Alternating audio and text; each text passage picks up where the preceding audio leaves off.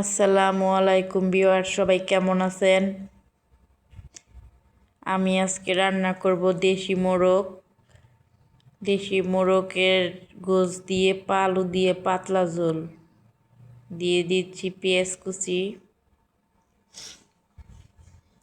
এবার দিয়ে দিব রসুন বাটা, তারপরে দিয়ে দিব আদা বাটা। এবার দিয়ে দিচ্ছি জিরে বাটা, তারপর এবার দিয়ে দিব আমি মরিচের গুঁড়ো। আমার আইডিয়া অনুযায়ী 3 চামচ মরিচ দিয়ে দিচ্ছি, কারণ আমার গোশ যেরকম সেরকম দিয়ে দিচ্ছি। দিয়ে দিচ্ছি হলুদের গুঁড়ো, ধনিয়া গুঁড়ো দিচ্ছি।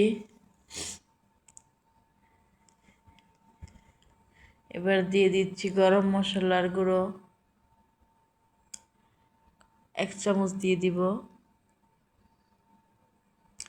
1 চামচ দিয়ে দিয়েছি। এবার দিচ্ছি আমি লবণ, স্বাদ মতো লবণ দিয়ে দিচ্ছি।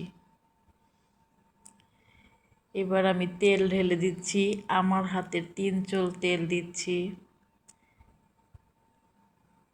এবার আমি ভালো করে হাত দিয়ে ভালো করে মশলাগুলো মাখিয়ে মিশিয়ে নিব।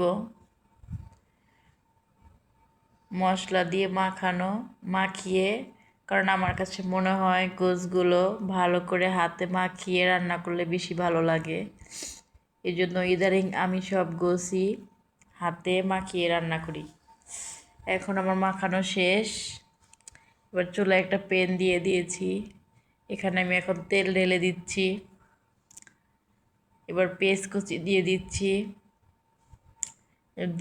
তেজপাতা, দারচিনি, এবার এলাচ দিয়ে দিচ্ছি। এবার নাড়াচাড়া করে এবার ভাজা ভাজা হয়ে গেছে। এবার আমি দিয়ে দিব মুরগির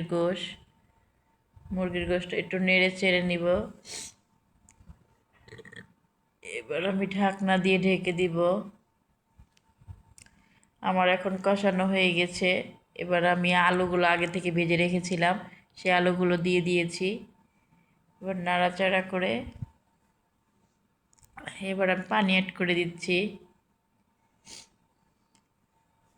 পানি অ্যাড করে এবার ঢাকনা দিয়ে ঢেকে দিব।